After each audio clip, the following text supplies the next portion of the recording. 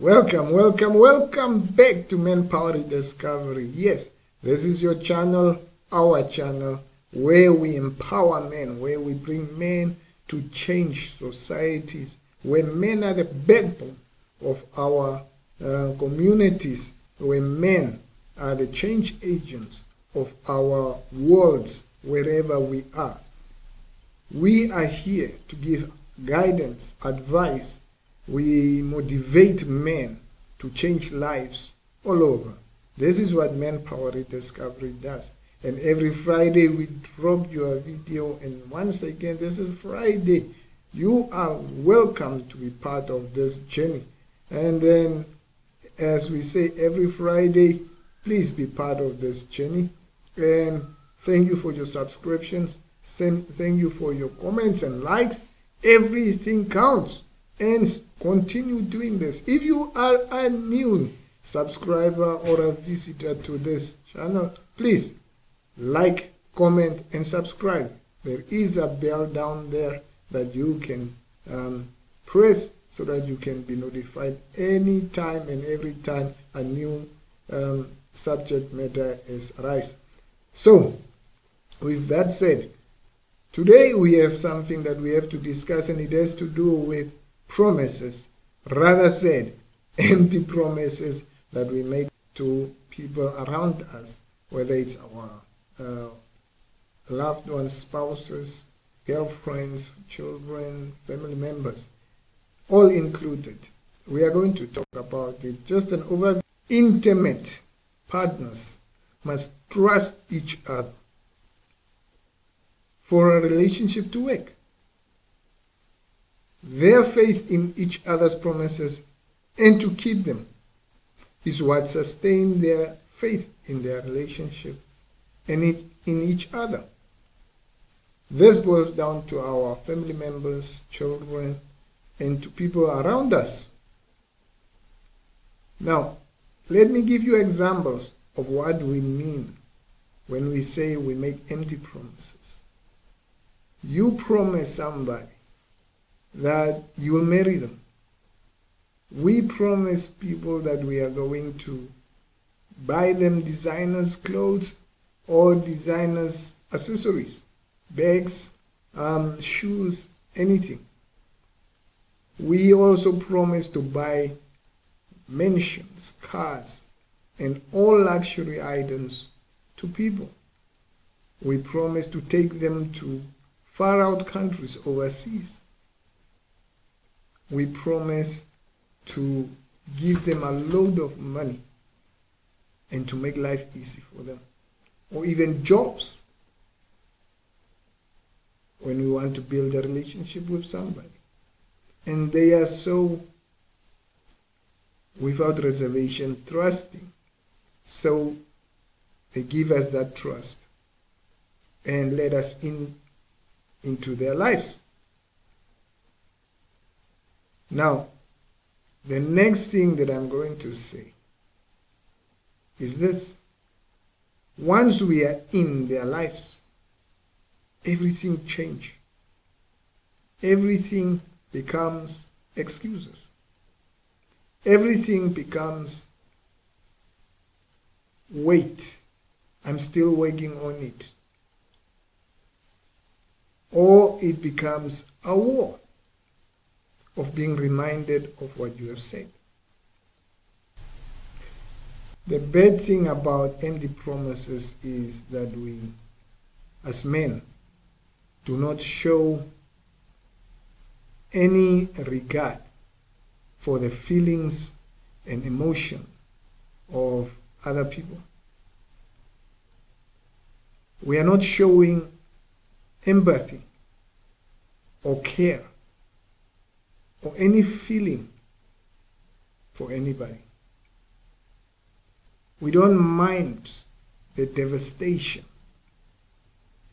the betrayal, the emotional collapse, or the turmoil that these people are going through and what we caused. We don't really take that in consideration. There's so much happening. As a father, I know. As a husband, I know. I have failed in many instances towards my family, promising and not keeping my promises. That's why I want you as men to know that it is hurting them. It is really destroying the good relationship that we had with them. Sometimes they distance themselves from you. Sometimes they don't even talk to you. And you wonder what happened. Sometimes we are being scolded and reminded of the bad person that we are, who cannot keep promises. This is the bad part about it. Empty promises are not good. Let's try to become promise keepers. All right. I want to give you ideas how we can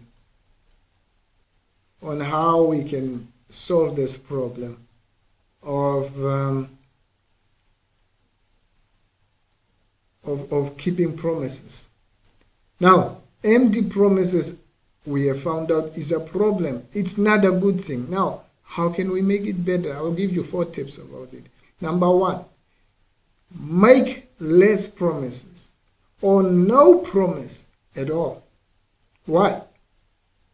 If you make less promises, you can manage it because you know you have 1 or 2, 3 things that you have promised that you can add to or have time for. And if you make no promise, it's good for you because you have no one to answer to or no one to blame you. Good. Number 2, you have to take responsibility of the reactions that will come along with not keeping promises if you intend to make a promise. People will react. I don't trust you. You are not my friend anymore. You are not my beloved husband as I knew you. Or your children will stop talking to you or avoid you. Or people in general. Number 3, find a way to apologize for not keeping the promise. Whoa, guys, this is hurting, or this is going to be stepping on somebody's toes. I know that not many men wants to do this, to apologize, because we have so much ego within us, or the pride that is within us do not allow us to bow down to others or to let our guard down. Find a way to apologize. For example, I'm sorry for not keeping the promise. I was busy with a schedule that I did not check. I'm sorry for not coming to your rehearsal because of one thing or another. I forgot. Just find a way to apologize, guys. It makes the person feel good because now you have come back and made the person understand why you did not keep the promise. And number 4, communication. Communicate on a new level. For example, once you take the promise, let the person know that you might not keep the promise as said. But if not you in person, there will be somebody else that will take care of it. Let the person know that if anything happens in between, that you don't keep the promise, you are going to exchange it with something else.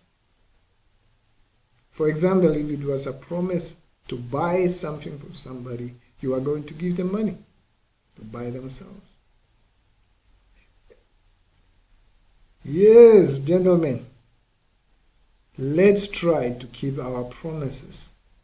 How little it might sound or how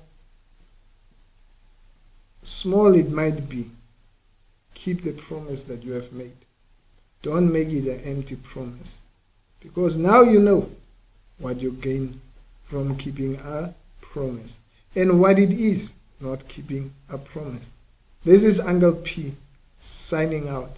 I'll see you in my next video.